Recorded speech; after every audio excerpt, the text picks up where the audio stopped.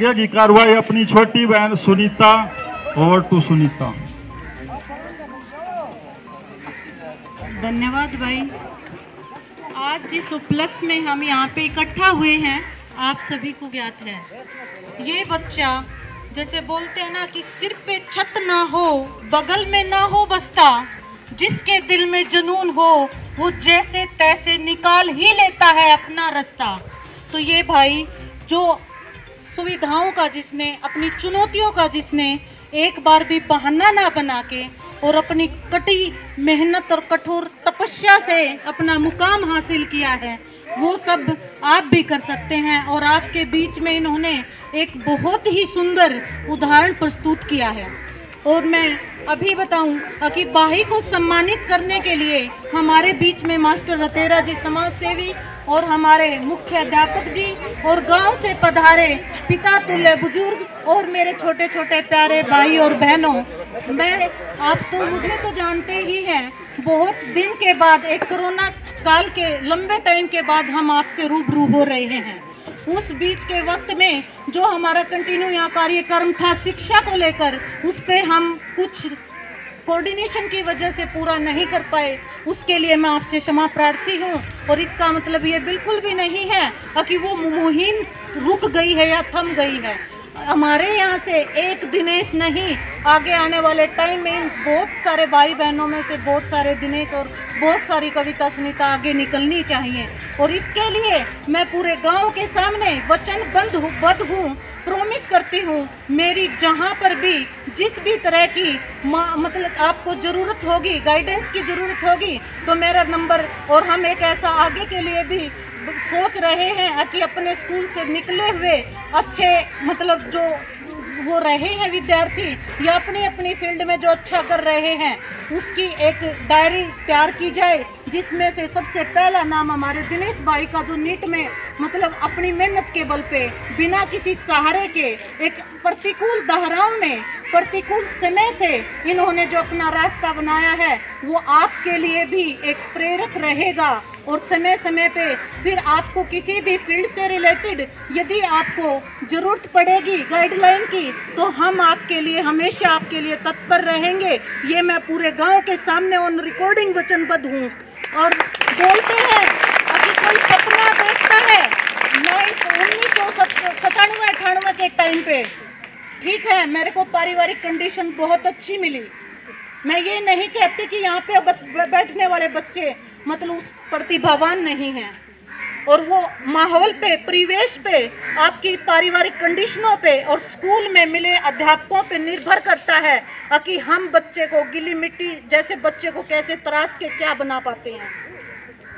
तो उसके लिए सिर्फ एक बच्चा किसी भी प्रतिभा के लिए जिम्मेवार नहीं है, हम सब जिम्मेवार हैं। और आप यदि कभी महसूस हो और लगे कि भाई हमें ज़रूरत है, तो मैं आज फिर दोबारा यही बात सबके सामने कह रही हूँ कि मुझ पे मोरल प्रेशर बनाइएगा और ठोक के सीना तान के कि बहन गांव में सबके सामने बड़ी बड़ी बातें कर रही थी, आज यदि किसी काम की वजह से, व्यस्तता की वजह से मैं आपको भूल भी जाऊं या ध्यान ना दूं, पहली बात तो ऐसा होगा नहीं, दूसरी बात यदि ऐसा हो जाता है रिसर्च में हमारी बिजी शेड्यूल में हम नहीं कर पाते हैं, कभी कभार ऐसा हो भी जाए, तो मैं सबके सामने वचनबद्ध हूँ, मुझ पे प्रेशर बनाइएगा कि बहन स्कूल में वहाँ पे बड़ा जोर शोर से बोल रही थी, आज हमारे लिए आगे क्यों नहीं आ रही। ठीक है, ये आप पे डिपेंड करता है, आप पे निर्भर करता है कि आप क्या बनना चाहते हैं। और सामने वाले जो पढ़े लिखे बच्चे हैं या आपके सामने जो मोटिवेशनल बच्चे हैं, उनसे आप क्या पाना चाहते हैं। बिना मांगे एक माँ भी अपने बच्चे को जब सुलाती है और वो उठ जाता है, रो रहा होता है ना, तो उसको भी ये लालच होता है कि मैं एक दो काम और कर लूँ। जब आपकी इच्छा होगी और आप चाहेंगे हमें बढ़ना है और रास्ते खोजेंगे, तो कुदरती सारी ताकतें आपके साथ होंगी और हम भी आपके साथ होंगे। और मैं दिनेश भाई से मेरी पहले भी बात हुई थी कि MBBS में फीस बहुत ज़्यादा है, और यदि आपको अच्छा एम्स जैसे इंस्टीट्यूट मिल जाता है, तो एम्स में डॉक्टर सुरेंद्र दहिया ऑन्कोलॉजिस्ट हैं, आपको किसी भी तरह की सहायता चाहिए तो हम तत्पर हैं। मैं ये नहीं कहती कि आपको मैं इतना पैसा दे दूँगी, कर दूँगी, मैं खुद मम्मी पापा से पैसे लेके लगा रही हूँ, लेकिन मेरा मोटो है वो गवर्नमेंट एजुकेशन को सेव करना है, किसी भी और चीज़ों से संबंधित मेरा सपना नहीं था। कभी कोई सोचता है मुझे डॉक्टर बनना है, मुझे इंजीनियर बनना है। तो नवोदय में रहते हुए मैंने ये चीज़ का आभास हो गया था कि 1997 में नवोदय में सिलेक्ट होने वाली मैं लड़की थी। क्या मेरे गांव में और बच्चे प्रतिभावान नहीं हैं?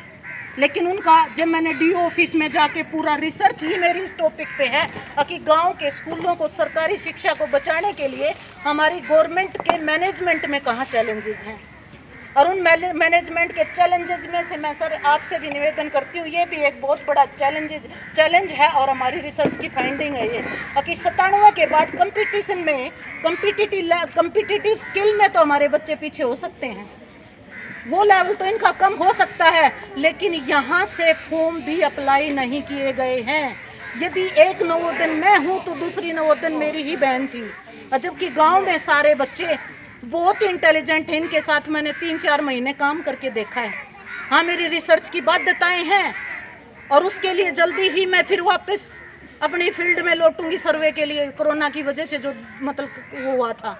और ऑर्गेनिक रिसर्च की वायबिलिटी से मैंने गवर्नमेंट एजुकेशन इसलिए लिया था, जब मुझे सम्मानित 15 अगस्त और 26 जनवरी पे कर रहे थे और राजस्थान बैठी मैं जब जताई का रिजल्ट देख रही थी तो उस डीओ से सबसे पहले अजीत शोरण जी से मैंने बात की थी कि सर राजस्थान से हमें पता है कि इस जताई स्कूल को 10th तक का कराने के लिए कितनी एफर्ट्स की गई थी और वहाँ पे 0 रिजल्ट 3 साल से लगातार आ रहा है।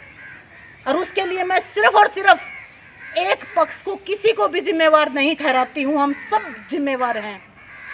क्यों जिम्मेवार हैं वो सोचिए। जब बच्चों के पढ़ने का टाइम होता है तो हमें अपने ही बच्चों को संभालने का वक्त नहीं होता। वो फोन पे लगे हुए हैं, वो क्या कर रहे हैं, नादान है बेचारे, इनको क्या पता। दूसरी चीज, जब अध्यापक आपके सामने बैठे हैं तो मैं यहाँ भाषणबाजी के लिए नहीं हूँ, एक एक बच्चे को चेहरे से वाकिफ हूँ कि आपको कोई चीज़ नहीं आती तो जाइए पूछिए। और कोई भी टीचर, पहली बात तो कभी भी अध्यापक ऐसे नहीं होते जो अपने बच्चों की क्यूरियोसिटी या क्वेश्चन को शांत ना करें या उनको ना समझाएं। आप कितना क्यूरियोसिटी है, आप कितना मेहनत करेंगे, उससे ये डिसाइड होता है कि भी टीचर आगे क्या करवाएंगे आपको। और यदि टीचर नहीं करवाते हैं तो हम आपके साथ यहाँ पे हैं, मॉनिटरिंग के लिए हैं। ये डीओ ऑफिस से यहाँ पे आपके लिए परमिशन है मेरे पास। और मैं किसी को किंतु परंतु अपराध बोध या मतलब किसी पे ब्लेम नहीं करती, मैं आपके लिए हाजिर हूँ। कल पहले भी थी, आज भी थी। मुझे बहुत बुरा लगा था कि हम एजुकेशन पे बहुत बड़ी संस्थाओं में जाके बड़े बड़े भाषण देते हैं। अपने ही गांव में जहाँ से मैं 5वीं करके निकली थी, वहाँ पे हाल यदि सरकारी स्कूल बंद होने लग जाए तो हमारा उस टाइम पे 186 इनरोलमेंट था। तो हम भी सरकारी स्कूल में ही पढ़े थे। क्यों सरकारी स्कूलों के प्रति आज ऐसी इमेज बन गई? उसमें मैं नहीं मानती कि एक पक्ष जिम्मेवार है। मैं किसी आभासी पूर्वाग्रह के साथ बात नहीं कर रही, मैं रिसर्च की फाइंडिंग के साथ बात कर रही हूँ। उसमें हम पेरेंट्स भी, हम पढ़े लिखे एलुमनाई भी और हमारे टीचर भी, मतलब जिन टीचर्स को आपके सामने पेश किया जा रहा है ना कि ये अध्यापक काम नहीं कर रहे, सरकारी स्कूल का अध्यापक काम चोर हो गया, नहीं, हम गलत समझ रहे हैं। मैं भी कुछ टाइम तक पहले तक यही बोलती थी, लेकिन मैंने जब रिसर्च के ड्यूरेशन में देखा, जिन अध्यापकों का काम पढ़ाना होता है उनकी इलेक्शन में ड्यूटी लगा दी जाती है, उनकी नॉन टीचिंग वर्कलोड बढ़ा दिया जाता है। क्यों बढ़ा दिया जाता है? कि ग्रोस इनरोलमेंट रेशो कम होगा और उसको कम दिखा के और सरकारी स्कूलों को बंद करने की साजिश आपकी शुभचिंतक सरकारों के द्वारा की जा रही है। और थोड़े से दिन में अपने एजुकेशन बोर्ड को भी टोटली सीबीएसई के अंदर कन्वर्ट कर दिया जाएगा। और ये जो स्कूल बने थे, इनकी जमीनों के लिए यहाँ सरपंच भाई बैठे होंगे तो मैं दावे के साथ कह सकती हूँ कि पंचायत की जमीन है, ये 1 रुपये 2 रुपये के दान पे मिली थी।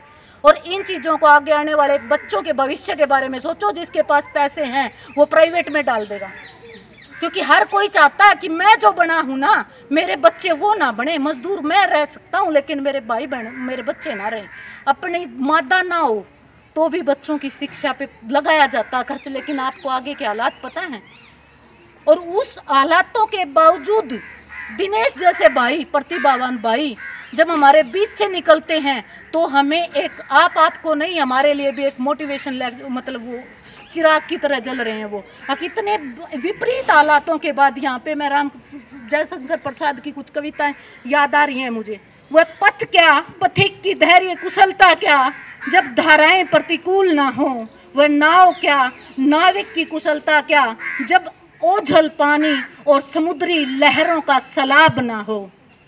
और इस बाही ने, वो कहते हैं ना, जिसकी सिर पे छत ना हो, जिसके पास में बस्ता ना हो, और उसके बावजूद जुनून से अंधेरी गलियों में रास्ता ना हो, वहाँ हमें एक रास्ता दिखाया है कि हम एक गांव के जगह रख के, जिस घर में लाइट ना हो, हालात बहुत, मतलब ये बच्चे हैं, ये मेरे साथ रह रही है, और भी बच्चे हैं, नवोदय में मैं पढ़ी, वहाँ पे भी बच्चे हैं, क्या बहाना बना देते हैं कि मेरे को तो ये नहीं मिला, मेरे को तो ये नहीं मिला, मेरे को तो वो नहीं मिला।